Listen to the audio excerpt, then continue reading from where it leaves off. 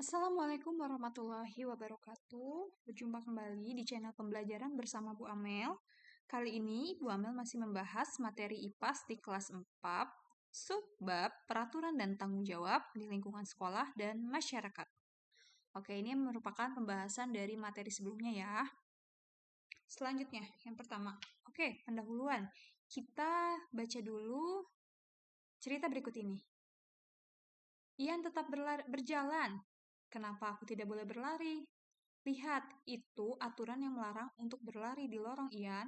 Di sini ada aturan dilarang berlari di sepanjang lorong ini. Suatu tempat itu atau wilayah selalu memiliki peraturan, baik peraturan tertulis maupun peraturan tidak tertulis. Nah, itulah yang dapat membantu kita bertanggung jawab untuk menjalankan peran dan tugas dalam kehidupan sehari-hari. Nah, di sini kita akan membahas tentang peraturan tertulis dan peraturan tidak tertulis dulu ya. Yang pertama, kalau peraturan tertulis itu, aturannya dibuat secara resmi dalam bentuk dokumen tertulis dan memiliki kekuatan hukum. Sementara itu, kalau peraturan tidak tertulis, itu aturan yang berlaku dalam masyarakat. Jadi cuma berlaku di masyarakat dan tidak ada dokumen tertulisnya. Biasanya berdasarkan kebiasaan, norma sosial, dan adat istiadat. Kemudian ada sifatnya. Nah, sifat dari peraturan tertulis itu yang pertama resmi dan mengikat semua pihak yang terkait. Jadi semua orang biasanya mentaati peraturan tersebut. Kemudian kalau peraturan tidak tertulis itu tidak resmi. Nah, tetapi walaupun tidak resmi biasanya dipatuhi karena sudah menjadi suatu kebiasaan atau norma. Nah, kemudian yang ketiga pembuatnya. Siapakah yang membuat? Kalau peraturan tertulis itu yang membuat lembaga resmi seperti pemerintah, sekolah, organisasi, atau perusahaan. Nah, kalau peraturan tidak tertulis itu biasanya terbentuk dari kebiasaan masyarakat secara turun-temurun. Pokoknya secara turun-temurun itu peraturan tidak tertulis. Selanjutnya kalau sanksi. Sanksi jika melanggarnya itu jelas diberlakukan oleh pihak yang berwenang seperti polisi dan sebagainya. Kemudian kalau peraturan tidak tertulis itu sifatnya hanya bersifat sosial, biasanya ditegur, dikucilkan, atau dianggap tidak sopan. Nah, contoh peraturan tertulis apa saja? Yaitu peraturan yang ada di sekolah, kemudian peraturan pemerintah. Nah, sementara itu kalau contoh dari peraturan tidak tertulis itu, contohnya tidak boleh berisik di tempat umum, menghormati seseorang yang lebih tua. Kemudian, apa perbedaan dari aturan atau peraturan dan tanggung jawab? Jadi kalau tanggung jawab itu lebih ke kesadaran seseorang dalam menjalankan kewajibannya.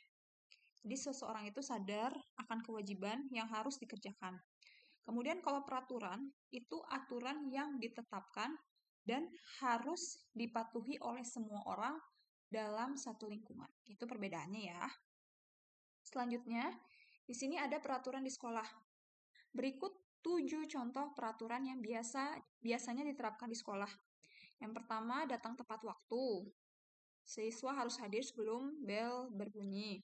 Kemudian, contoh peraturannya yang di sekolah menggunakan seragam sesuai aturan. Terus, yang ketiga, menjaga kebersihan sekolah. Contohnya seperti membuang sampah pada tempatnya dan menjaga lingkungan tetap bersih. Kemudian yang keempat, dilarang membawa barang terlarang, seperti rokok, narkoba, atau senjata tajam. Kemudian yang nomor 5, contoh peraturan di sekolah, mengikuti pelajaran dengan tertib.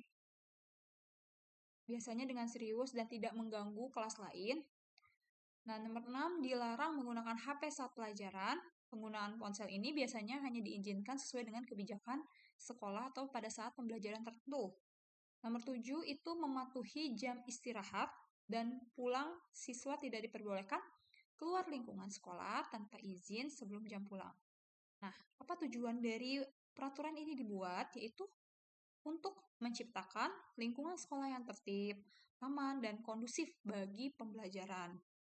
Selanjutnya, ini adalah adanya tanggung jawab. Apa sih tanggung jawab siswa di sekolah? Yang pertama, contohnya ya, belajar dengan rajin. Nah, siswa ini harus bertanggung jawab untuk mengikuti pelajaran dengan serius, mengerjakan tugas, dan belajar dengan giat. Selanjutnya, mematuhi peraturan sekolah. Nah, mematuhi peraturan sekolah itu contohnya mentaati tata tertib, datang tepat waktu, memakai seragam sesuai aturan, dan menjaga ketertiban. Kemudian nomor 3, menjaga kebersihan dan kerapihan. Di sini siswa bertanggung jawab untuk membuang sampah pada tempatnya, merawat fasilitas sekolah, dan menjaga kebersihan kelas. Selanjutnya, menghormati guru dan teman. Di sini, siswa harus bersikap sopan terhadap guru, staf sekolah, serta menghargai sesama teman tanpa melakukan perundungan. Yang kelima, berpartisipasi dalam kegiatan sekolah. Di sini, siswa memiliki tanggung jawab untuk aktif dalam kegiatan ekstrakurikuler, upacara bendera, dan kegiatan lain yang menunjang perkembangan akademik maupun non-akademik. Nah, tanggung jawab ini itu membantu menciptakan lingkungan belajar yang kondusif dan mendukung perkembangan siswa secara menyeluruh. Jadi kalau misalnya kita bertanggung jawab terhadap tugas-tugas kita, terhadap aturan, maka yang terjadi apa? Yang terjadi lingkungan belajar di suatu tempat itu akan kondusif, akan aman, dan mendukung perkembangan peserta didik atau siswa ya. Selanjutnya di sini ada peraturan di masyarakat. Nah, ini berikut contoh peraturan yang biasanya diterapkan di masyarakat. Yang pertama, menjaga kebersihan lingkungan. Biasanya membuang sampah pada tempatnya, menjaga kebersihan fasilitas umum. Yang kedua, dilarang mengganggu ketertiban umum. Tidak boleh membuat kebisingan yang berlebihan, terutama pada malam hari. Hanya di beberapa tempat biasanya ada plang untuk tidak lewat rumah-rumah warga pada jam di atas jam 12 malam. Itu karena mengganggu ketertiban umum. Selanjutnya, menghormati hak tetangga.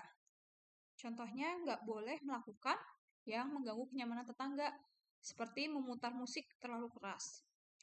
Selanjutnya, mentaati jam malam. Jika ada ya ini, beberapa lingkungan biasanya tadi menerapkan jam malam untuk menjaga keamanan bersama. Nomor 5, melaporkan tamu yang menginap di beberapa wilayah. Biasanya ada aturan seperti itu ya. Nah, di sini warga wajib melaporkan tamu yang menginap kepada ketua RT atau RW. Dilarang melakukan vandalisme, seperti tidak boleh merusak fasilitas umum, seperti taman, halte, atau tembok dengan coretan tidak berizin. Kemudian, menjaga keamanan dan ketertiban, warga harus melaporkan kejadian mencurigakan dan berpartisipasi dalam sistem keamanan lingkungan atau Siskamling. Nah, tujuan dari peraturan di masyarakat ini apa? Yaitu membuat lingkungannya menjadi nyaman, aman, dan harmonis bagi seluruh masyarakat. Selanjutnya ada tanggung jawab anak dalam masyarakat. Tanggung jawab seorang siswa gitu ya, atau anak. Yang pertama, menjaga kesopanan dan sopan santun. Anak ini harus bersikap hormat kepada orang yang lebih tua, berbicara dengan sopan atau tidak kasar, dan berperilaku baik di lingkungan sekitar. Selanjutnya, membantu orang tua dan tetangga. Anak dapat membantu pekerjaan rumah, ikut serta dalam kegiatan gotong royong, atau membantu tetangga yang membutuhkan. Menjaga kebersihan lingkungan. Anak bertanggung jawab untuk tidak membuang sampah sembarangan dan ikut menjaga kebersihan di sekitar tempat tinggalnya. Mematuhi aturan yang berlaku, anak harus menaati peraturan di lingkungan seperti tidak bermain sampai larut malam, tidak merusak fasilitas umum, dan tidak mengganggu ketertiban. Berperilaku ramah dan tidak merugikan orang lain. Ini anak harus menjalin hubungan baik dengan teman sebaya, tidak melakukan perundungan, serta menghargai keberagaman di masyarakat. Tanggung jawab ini membantu anak. Jika kita melaksanakan tanggung jawab, akan membantu anak tumbuh menjadi individu yang baik, peduli terhadap lingkungan, serta mampu hidup harmonis dalam masyarakat. Oke, sekian materi saya dari saya. Terima kasih. Assalamualaikum warahmatullahi wabarakatuh.